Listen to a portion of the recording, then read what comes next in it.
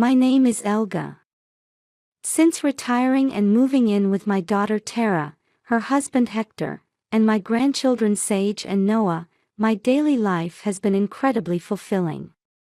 Sage is 8 years old, and Noah is 6. The days I spend watching their smiling faces are truly happy moments. One morning, while I was preparing breakfast in the kitchen, Sage bounced in energetically. "Grandma, good morning. Are we having pancakes today?" she asked, her eyes sparkling. "Good morning, Sage." "Yes, we're having your favorite pancakes today," I answered with a smile. "Yay! I love your pancakes, Grandma," Sage exclaimed happily as she sat at the table. Following Sage, Noah appeared in the kitchen, still sleepy-eyed. "Grandma, good morning. What's for breakfast today?" he asked, still drowsy. "Good morning, Noah. We're having pancakes today. Come sit down, let's eat them while they're warm," I answered gently. Tara and Hector came into the kitchen too. Looking at the breakfast I had prepared, Tara smiled and said, "Mom, thank you as always." "Thanks to you, every morning starts smoothly." "That's right. We're really grateful to have you here," Hector added. I laughed shyly and replied, "Being able to do something for my family brings me joy." After breakfast, I helped Sage and Noah get ready for school.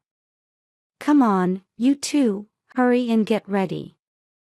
We don't want to be late," I said, gently nudging their backs. "Yes, Grandma." Sage and Noah responded energetically. Watching them, I felt truly happy. Every day, watching them grow brings me more joy than anything else. As I saw them off, I wished these happy times would continue forever. One afternoon, when Sage should have been home from school, she was nowhere to be seen. While preparing dinner in the kitchen, I kept looking out the window, but Sage hadn't returned. "This is strange, it's so late," I murmured. Just then, Tara came home through the front door. "Mom, where's Sage?" she asked anxiously. "She hasn't come home yet," I answered. "She should have been back by now." "I'll call the school," Tara said, quickly picking up the phone.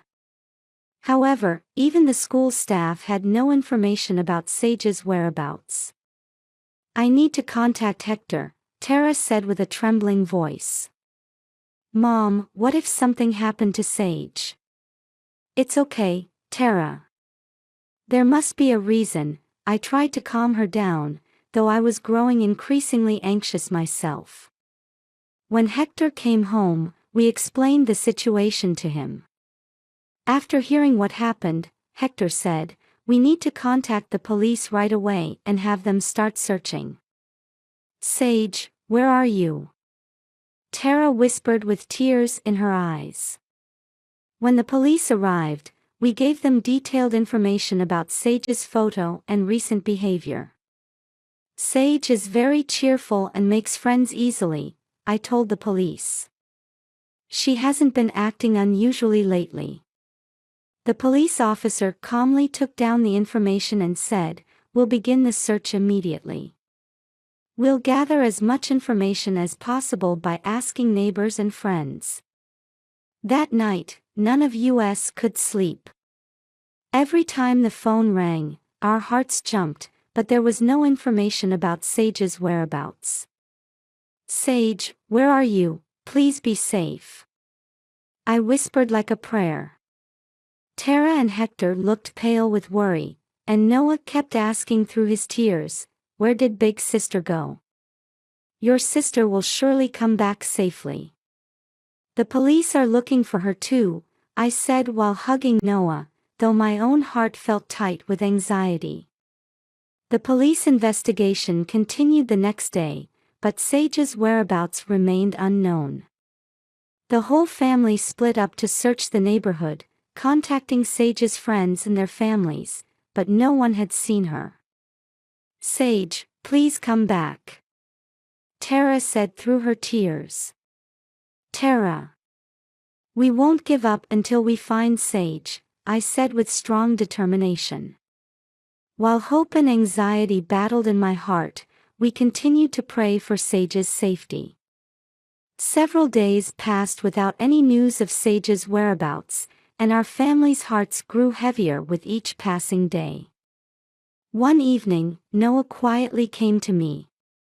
"Grandma, I know where Sage is," he said with a serious expression. "Noah, really?" I looked at him with surprise and concern. "Yes, I saw it in my dream. Sage is at the mountain cabin," he said with conviction. Noah had sometimes predicted things with his mysterious ability before, but this story seemed hard to believe. Still, I couldn't ignore his words. "The mountain cabin, you mean that old cabin?" I asked skeptically. "Yes, that's where Sage is," Noah nodded. Taking a deep breath, I decided to tell Tara and Hector about this. "Tara, Hector, I need to tell you something," I said carefully. "What is it?" Tara asked anxiously. "Noah says he knows where Sage is. He saw it in a dream," I explained. "In a dream? Is this true, Noah?" Hector asked, surprised but with a serious expression. "Yes, Dad. I know Sage is at the mountain cabin," Noah answered again with conviction. "If what Noah's saying is true, it's worth trying," Tara said with determination. "Yes, I think so too," I agreed. "Let's call the police." I immediately called the police and told them about Noah's dream. "My grandson says he saw in a dream that Sage, who's missing, is at the mountain cabin." "It might sound unbelievable, but I think it's worth checking," I explained, trying to control my urgency. After a moment's silence, the police officer said, "All right. Please tell us the location of the cabin.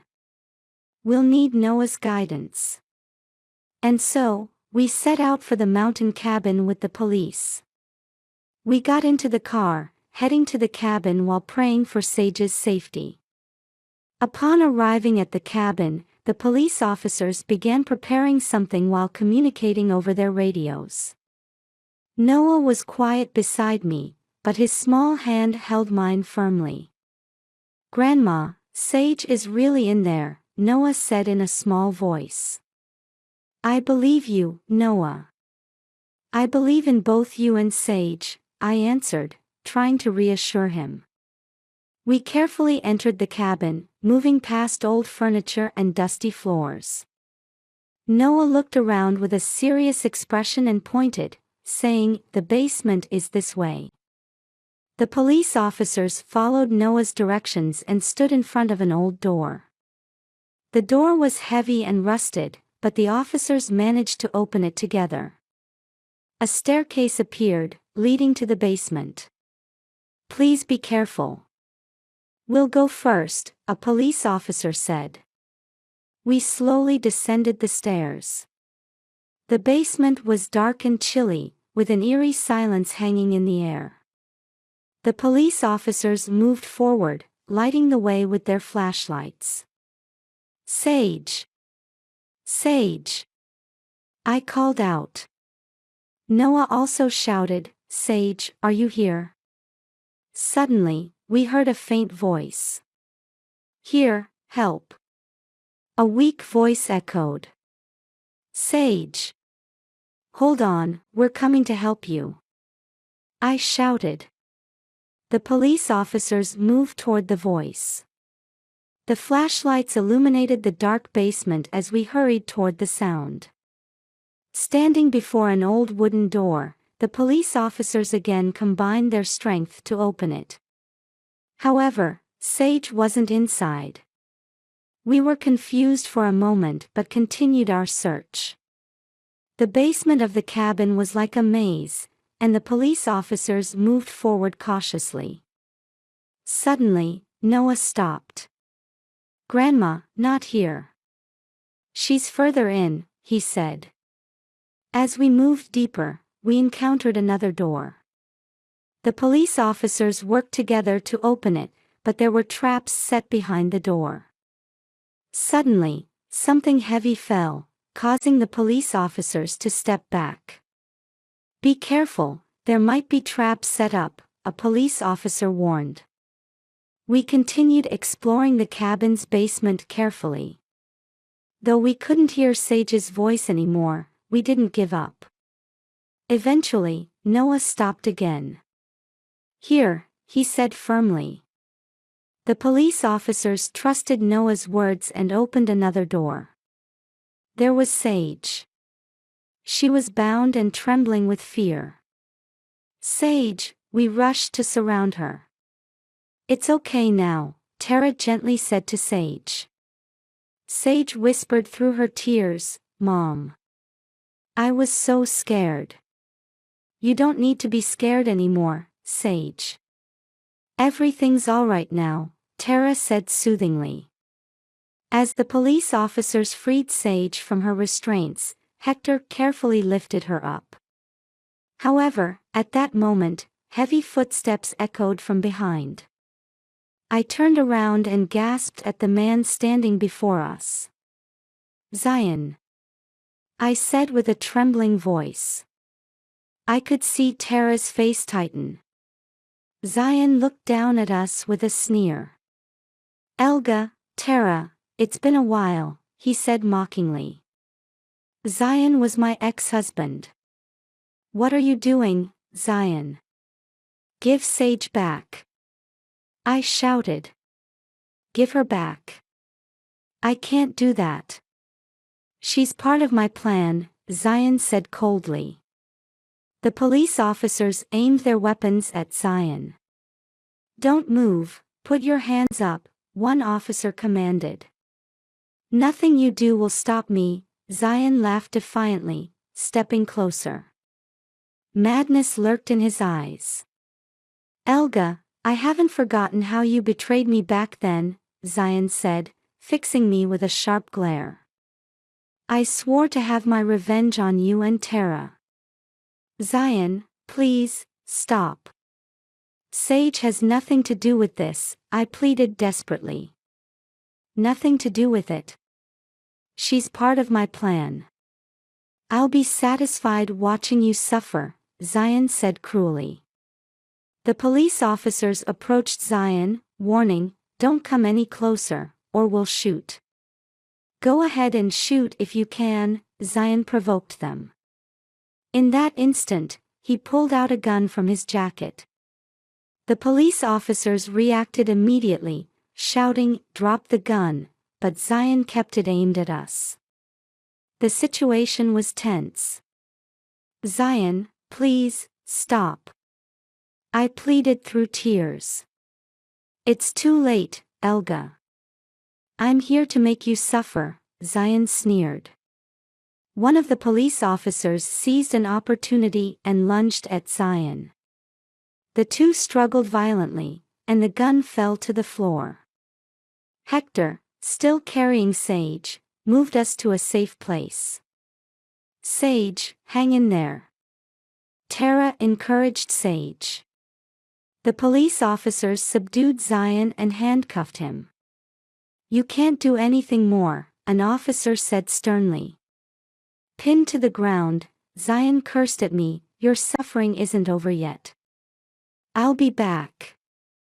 "No. Never appear before us again," I said coldly. I hugged Sage tightly and said, "It's okay now, Sage." Suddenly, Zion rose with surprising strength and charged toward us. One police officer shouted, "The handcuffs weren't properly secured." "Run," another officer shouted, but Zion was already upon us. Zion snatched Sage from Hector with incredible force. A maniacal smile spread across his face. I'll never forgive you, Elga. I'll take everything from you, your family too, he said in a low voice. At that moment, Noah stood in Zion's way.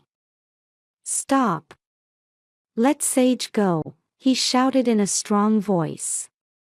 Zion laughed mockingly. What can you do, kid? Noah hesitated for a moment, looked around, and spotted the fallen gun. Let Sage go. Noah shouted again as he quickly picked up the gun and aimed it at Zion. Noah, stop. Hector and Tara shouted simultaneously, but determination showed in Noah's eyes. Zion was surprised by Noah's action and showed signs of faltering. In that instant, Noah quickly threw the gun aside and threw sand in Zion's face. Zion stepped back, covering his eyes. At that moment, the police officers all jumped on Zion and subdued him again. This time they secured the handcuffs properly. We won't let you escape now, an officer said. Sage was still trembling but ran to Noah and hugged him. Thank you, Noah, you saved me, she said through tears. You don't need to be scared anymore, Sage, Noah said gently. The police took Zion away, and we could finally feel safe. Hector and Tara held Noah and Sage tightly. Noah, thank you so much. You saved Sage, I said gratefully. I love Sage, so I'll always protect her, Noah said proudly. Thank you.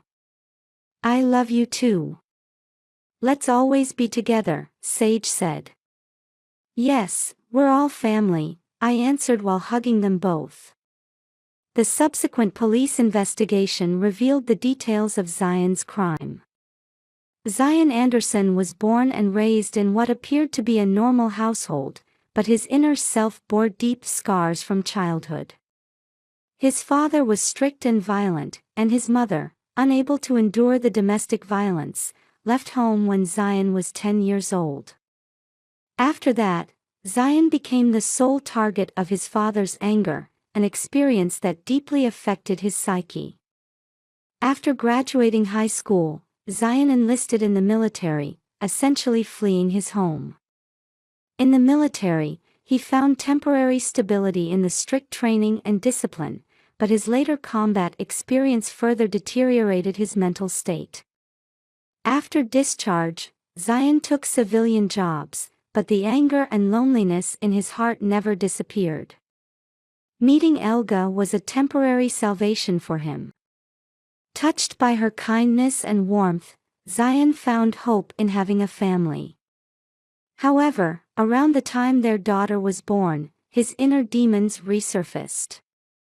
Zion gradually began trying to control Elga and their daughter, becoming violent.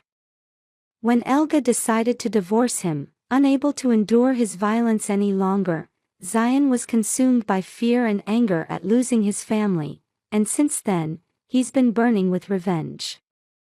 Zion's obsession with Elga and their daughter grew stronger. He lurked in the shadows, monitoring Elga's life and keeping track of her movements. Zion made his final decision to act when he learned about Elga's new life. Seeing her living happily with her grandchildren sparked intense jealousy and anger, and he decided to destroy her happiness. Zion purchased the cabin and began plotting there. He planned to kidnap Sage to make Elga suffer as his revenge. On the day of the kidnapping, Zion abducted Sage coldly and methodically. There wasn't a shred of hesitation in his heart, his only purpose was to make Elga suffer. He imprisoned Sage in the basement, finding temporary satisfaction in watching her tremble with fear. However, as Elga and the police closed in, Zion's plan began to unravel. After his arrest, Zion was tried in court. His cruel actions shocked the public, and many people trembled at the darkness in his heart. Zion showed no signs of regret or remorse for his actions. Even in court, he continued to express his grudge against Elga and her family. "I won't forgive them. They destroyed my life," Zion shouted in court. However, the judge and jury paid no attention to his words, and he was sentenced to a heavy punishment. Zion would serve a long prison term, and his life was completely destroyed. In prison, he was isolated from other inmates and never understood the weight of his crimes, only continuing to dream of opportunities for revenge. Years later, Zion was involved in a violent incident in prison and was severely injured. He was taken to the hospital, but along with his physical recovery, his mental illness worsened. His mental state deteriorated further, and he was eventually transferred to a psychiatric hospital. Life in the psychiatric hospital was like an endless nightmare for Zion. He remained trapped in his past actions, unable to let go of his hatred for Elga. Doctors attempted to treat him, but Zion's darkness was too deep, and he never fully recovered. Meanwhile, Hector, Tara, Sage, Noah, and I were finally able to return to our peaceful life. Though Zion's shadow had disappeared from our lives, I couldn't completely shake off the anxiety deep in my heart, so I decided to seek advice from Walter, my friend who was a former detective. I called him and asked if we could meet in person. He agreed right away, and we arranged to meet at a nearby cafe. "Elga, it's been a while. How have you been?" Walter greeted me with a smile. Walter, actually. I told him in detail about Sage's kidnapping and Zion's involvement. Walter listened to my story with a serious expression. "That must have been terrible. But I'm glad you're safe. Now, how can I help?" Walter asked. "Walter, I want to protect my grandchildren going forward, but I'm not sure how. I'd like advice on strengthening our security measures and ways to protect ourselves from people like Zion," I requested frankly. After thinking for a moment, Walter said, "First, it's important to enhance your home security. Installing security cameras and an alarm system would be good. Also, it would be reassuring for you to receive some self-defense training." "Thank you, Walter. I'll follow your advice," I replied gratefully. That night, when I returned home, I said to my grandchildren, "Sage, Noah, we're going to stay strong from now on. For that, we need to always be prepared." "Yes, Grandma. I'm going to get stronger," Noah nodded. "I'm not scared anymore, because you're here, Grandma," Sage said with a smile. Several days had passed since Noah helped save Sage. Everyone acknowledged that his courageous action had saved our family. I was seriously thinking about how to accept and nurture Noah's special ability. Then, Noah came to me. "Grandma, my power is really strange, isn't it? I wonder why I can do these things," he asked. "Noah, your power is special. If it can help protect our family, why don't we try to understand it better and learn how to use it properly?" I gently suggested. "But how?" Noah asked anxiously. "First, let's learn about your power together. Then we'll train so you can use it when necessary," I explained. After that, I decided to investigate Noah's power more thoroughly with the help of experts. We began training to help him control his ability. We started with simple meditation and concentration exercises, gradually increasing the difficulty. "Grandma, this is like magic," Noah exclaimed excitedly. "Yes, but this is a real power.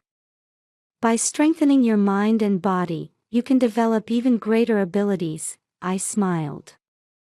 Sage also became interested in Noah's practice and started joining in. "Noah, can I practice with you?" she asked. Of course, Sage. Let's get stronger together, Noah answered. And so, our family accepted Noah's special power and worked to nurture it. His ability became key to protecting our family, and we were determined to continue growing together. Grandma, we'll always be together, right? Noah asked. Of course, Noah. We'll always be together. Whatever difficulties come our way, we'll overcome them, I answered firmly.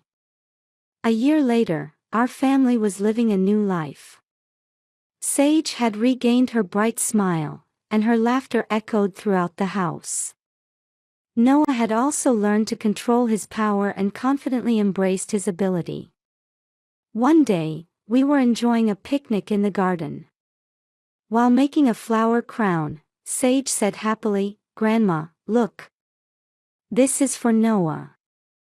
Thank you, Sage. It's really beautiful, Noah smiled in response. His expression showed no trace of his former anxiety or fear, only pure joy. Noah, we were truly saved thanks to you. We can't thank you enough for your power and courage, Hector said. I'm glad my power could help. But I'll keep working hard to become even stronger, Noah answered with determination. Yes, we'll all continue to grow stronger together, Tara responded with a smile. As evening came, we went back inside and spent time in front of the fireplace. Sage sat on my lap reading a picture book, while Noah quietly listened nearby.